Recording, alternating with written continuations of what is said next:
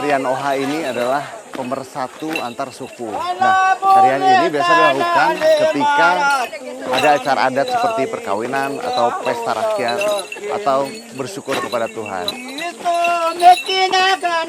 Biasanya pembuatan tenun tradisional ini dilakukan di rumah-rumah, namun kali ini karena lagi ramai acara dilakukan di Namang, atau Namang itu dikenal dengan tempat pertemuan. Nah, dari sekian banyak proses yang ada, saya tertarik sama yang satu ini nih.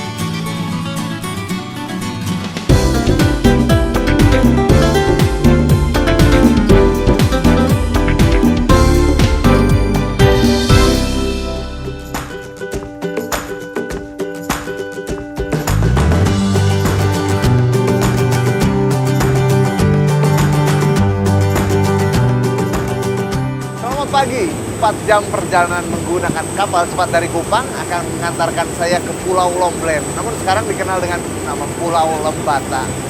Gak sabar nih.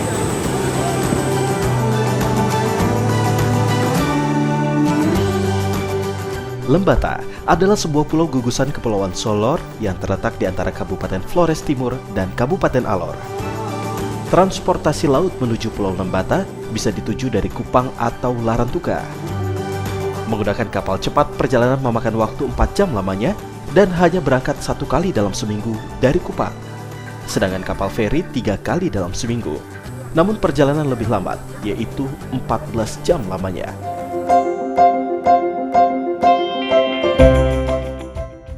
Wow, langkah saya langsung disambut oleh pesona dari Gunung Ilelewotolo. Tapi sabar, kita akan mendakinya nanti. Sebelumnya saya akan mengajak Anda untuk melihat proses penenunan secara tradisional.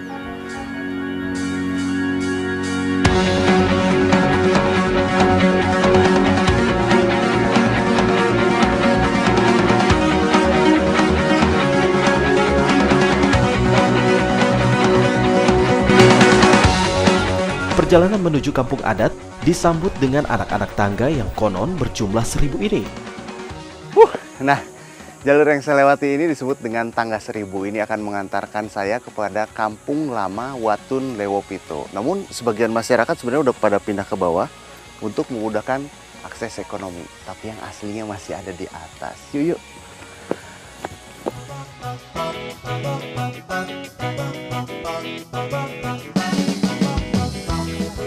Kampung Lama Watun Lewopito terletak di Kecamatan Ile Ape Timur, Kabupaten Lembata.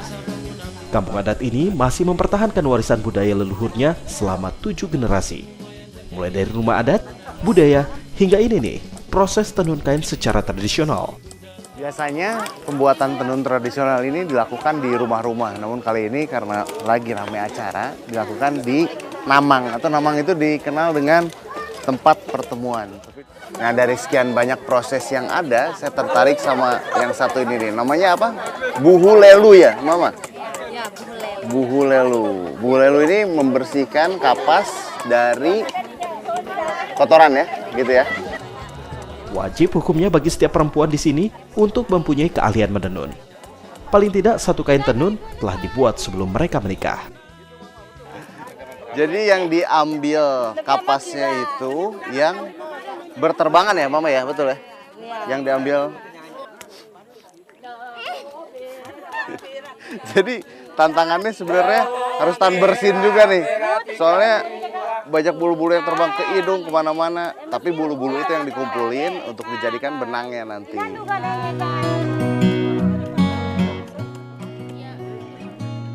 Semua proses pembuatan tenun di sini dilakukan secara tradisional menggunakan bahan alam.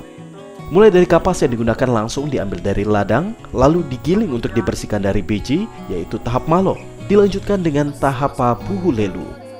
Lalu, kapas masuk ke proses keduke atau pembuatan benang. Proses selanjutnya adalah pewarnaan. Benang diwarnai menggunakan daun terung dicampur kayu sirih. Benang direndam dalam 1 malam, lalu dijemur di tempat teduh agar benang tidak kaku. Nah, proses terakhir adalah menenun. Proses menenun bisa berlangsung 1 minggu hingga 6 bulan.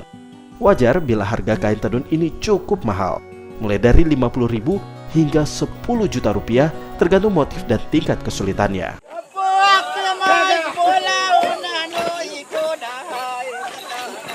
Menikmati kebersamaan dengan tarian pun menjadi agenda wisata di kampung adat ini. Jadi tarian Oha ini adalah pemersatu antar suku. Nah, tarian ini biasa dilakukan ketika ada acara adat seperti perkawinan atau pesta rakyat atau bersyukur kepada Tuhan. Ketika tarian Oha dilakukan dalam acara adat, peserta tidak boleh tersenyum untuk menghargai isi pantun.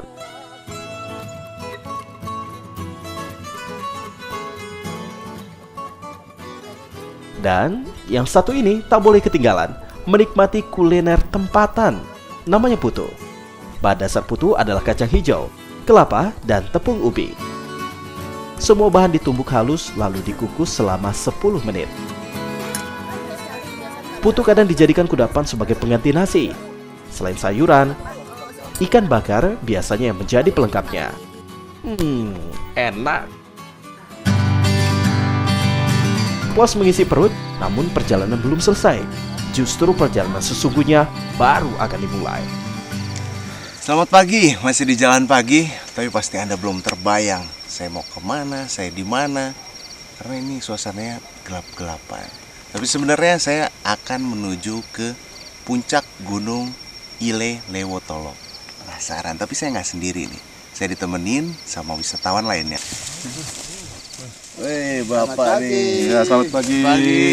Saya istirahat dulu, Pak, di jalan. Perjalanan dini hari memang dilakukan demi mengejar sunrise di puncak nanti. Jalanan menanjak tanpa henti menjadi tantangan tersendiri.